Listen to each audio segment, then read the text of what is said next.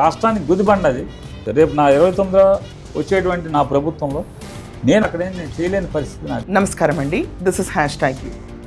అమరావతికి డైరెక్ట్గా వీళ్ళు వ్యతిరేకులు అని చెప్పడానికి పేరునని చేసిన స్టేట్మెంట్ నిదర్శనం. ఏమండి, మనకి తెలివితేటలు లేకపోయినా, మనకు కొంచెం విజ్ఞత లేకపోయినా ఖచ్చితంగా అరువు తీసుకున్న వాడి మనం మాట్లాడాలి. అలాంటివి ఏమీ లేకుండా అమరావతికి జగన్ వ్యతిరేకి, ఆఖరికి అమరావతి అన్న పేరు కూడా అతని నోటి మీద పలకడానికి ఇష్టపడ్డు. మీరు చాలాసార్లు చూస్తుంటారు ఎక్కడ అమరావతి పేరు ఎత్తడు. సో దాని బదులు మావిగన్ అన్న పేరు పెట్టాడు. ఇక్కడ దాకా అందరికీ తెలిసిందే, అదొక యూస్లెస్ స్టోరీ. ఆ స్టోరీలోకి నేను వెళ్ళను. సో మావిగన్ అన్న ఏంటి, ఏపీసీఆర్డీఏ పరిమితిలో ఉన్న ప్రతి ఒక్క దాన్ని తీసుకొచ్చి పెట్టి మావిగన్ అన్న పేరు పెట్టుకోవాలి తప్ప అమరావతి అన్న పేరు ఉండకూడదు అనుకున్నాడు. సో ఈరోజు దానికే వ్యతిరేకం మేము అని చెప్పి పేరునని లేటెస్ట్గా కమెంట్స్ చేశాడు. సో దీనివల్ల అతను ఇచ్చిన లీక్ ఏంటంటే, నో, అమరావతి రాదు, అదొక గుదిబండ. ఏంటి ఇక్కడ రాష్ట్రానికి గుదిబండది. రేపు నా 29 వచ్చేటువంటి నా ప్రభుత్వంలో నేను చేయలేని పరిస్థితి నాకు. కారిడార్ను ఊరికి రాజధాని కింద డిక్లేర్ చేస్తే సార్ ఆటోమేటిక్లీ ఇది పెరిగిపోతుంది. ఒకవేళ పొరపాటున 2029లో జగన్మోహన్ రెడ్డి అనే వ్యక్తి ఆంధ్రప్రదేశ్గా ముఖ్యమంత్రిగా అవుదామని ఎన్నికల్లో వచ్చినా జనాల మీదే ఈ విజ్ఞత ఉంటుంది. ఇంకా అమరావతి అన్నది ఎక్కడా కూడా ఉండదు. ఇంకా ఆ రూపురేఖలని మొత్తం పూర్తిగా చేరిపేయటం ఖాయం, దీంట్లో డౌట్ ఏం లేదు.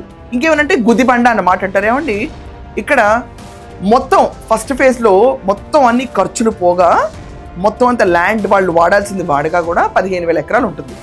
ఇప్పుడు నిజంగా అంటే ముంబై, పూణే, బెంగళూరు, హైదరాబాద్ రియల్ ఎస్టేట్లు కంపేర్ చేయకుండా ఎకరానికి మినిమం టు మినిమం మనం 10 కోట్లే ఉంది ల్యాండ్ వాల్యూ అనుకున్నా కూడా 150,000 కోట్లు.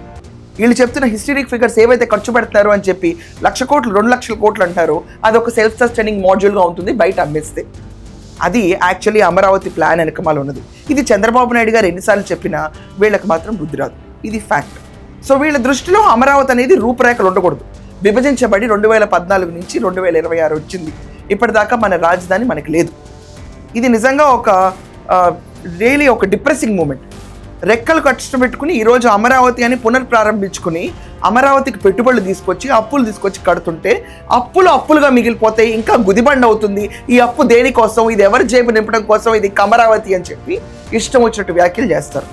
అది సెల్ఫ్ సస్టైనింగ్ మాడ్యూల్ అనే విషయాన్ని పక్కన పెట్టి ప్రజల్లోకి వెళ్ళకుండా ఆపేస్తున్నారు. 15,000 ఎకరాలు అంటే 10 కోట్లు కూడా పలకదండి ఎకరం. ఇన్ని పెట్టుబడులు వచ్చి దేదీప్యమానంగా ఎలగబోతున్న అమరావతికి ఎకరం 10 కోట్లు కూడా పలకదా? మినిమం టు మినిమం 10 కోట్లు పలికినా కూడా 150,000 కోట్లు. 150,000 కోట్లు దాని ఖర్చు తెచ్చేసుకుంది. ఎక్కడ భారం, ఎవరికి భారం? ప్రజలపైన ఏ భారం పడకుండా ఈరోజు ఒక రాజధాని నిర్మితం అవుతుంది. ఇలాంటి దాన్ని కూడా వీళ్ళు చర్చించి అమరావతి అనేది పేరు లేకుండా ఉండాలని జగన్మోహన్ రెడ్డి ప్రయత్నం. ఏమండి, ఒక సింపుల్గా ఆలోచించండి. ఈరోజు రాష్ట్ర రాజధానులే దేశ భవితకు పునాదులు అవుతున్నాయి. ఇప్పుడు మనం చూసుకుంటే హైదరాబాద్, లేకపోతే ముంబై, నవీ ముంబై, లేకపోతే కర్ణాటకలో బెంగళూరు, ఇవన్నీ కూడా రాజధానులే గ్రోత్ ఇంజిన్స్గా దోహదపడతాయి.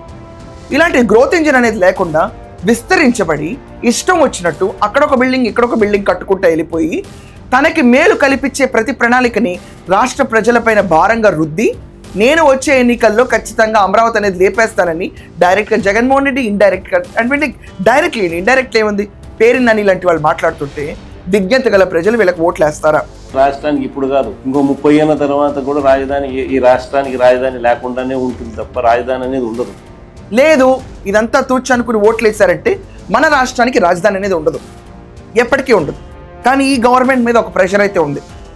మళ్ళీ ఏ బూచో ఏ భూతమో ఆంధ్రప్రదేశ్లో అడుగు పెట్టకముందే 2029 మార్చ్ లోపు ఎట్ ఎనీ కాస్ట్ అక్కడ కన్స్ట్రక్షన్స్ కంప్లీట్ చేయాలి.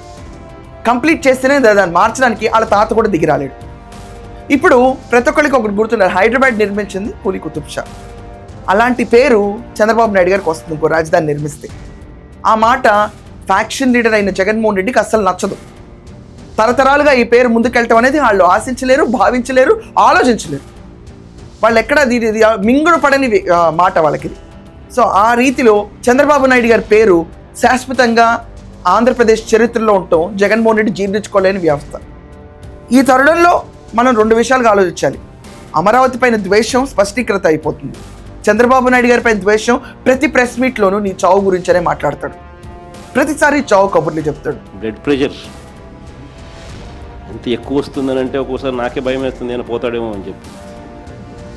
ఎప్పుడైనా పొరపాటున నిద్రపోయేటప్పుడు ఎవడన్నా అట్లా తలుపు అట్ట కొట్టి మావిగన్ అని చెప్పి ఎవడో అన్నాడు అనుకో, టకా అని చెప్పి మనిషి ఏమవుతాడో ఏమో అని చెప్పి ఒక్కోసారి భయం వేస్తుంది. ఇన్ని చావు కబుర్లు చెప్పే జగన్మోహన్ రెడ్డికి తొందరగా ఈడీ నోటీసులు వచ్చి లిక్కర్ కుంభకోణంలో అతన్ని కనుక అరెస్ట్ చేస్తే వీఆర్ సేఫ్. లేకపోతే మళ్ళీ ఇంకొక మొహం వేసుకుని ప్రజల ముందు లాస్ట్ సంవత్సరంన్నర పాటు పాదయాత్రను మొదలుపెట్టి అమరావతి పైన విషం చిమ్మి, లేకపోతే మనల్ని భ్రమించేటట్టు నేను అమరావతికి తలంచుతానని చెప్పిన తస్మాత్ జాగ్రత్త నమ్మకండి. వీళ్ళు వ్యతిరేకులు. ఈరోజు సెల్ఫ్ సస్టైనింగ్ ప్రాజెక్ట్నే వీళ్ళు గుదిబండ అని మాట్లాడుతున్నారు. రేపు వచ్చి ఎన్ని నినాదాలని పలకొచ్చు. ఇది ప్రజలకి వాళ్ళు ఇస్తున్న open sheet, white paper release చేసినట్టే వీఆర్ అగేన్స్ట్ అమరావతి అని. ఇది 2019 ఎన్నికల్లో ప్రూవ్ చేశారు. 2029 కూడా అయితే ఎన్నుకుంటే శాశ్వతంగా ఆంధ్రప్రదేశ్కి రాజధాని ఉండదు. ఆంధ్రప్రదేశ్ అనేది బాగుపడటం, ఈ చరిత్రలో ఎవరు వచ్చినా కూడా పునఃప్రారంభించడం చాలా కష్టం. అతి కష్టం మీద చేసిన చంద్రబాబు నాయుడు గారి ఎఫెక్ట్ని ఈరోజు ముందుకు తీసుకెళ్లాలంటే మళ్ళీ ఈయనే రావాలి. అమరావతి వ్యతిరేకులు ఎవరు వచ్చినా కూడా ఆంధ్రప్రదేశ్కి రూపురేఖలు అనేవి ఉండవు. సో చెప్పండి, ఇలా ఓపెన్గా వీళ్ళు బయటకు వచ్చి అమరావతి అనేది ఉండదు, మేము వ్యతిరేకం, అదో గుదిబండ అన్న ఒక సెల్ఫ్ సస్టైనింగ్ ప్రాజెక్ట్ గురించి ఇలా మాట్లాడుతున్నారు. వచ్చే ఎన్నికల్లో వీళ్ళకి మీరు ఓట్లు వేస్తారా? ఈ విషయం ఖచ్చితంగా కమెంట్స్లో తెలపండి. That's all for now. Thank you.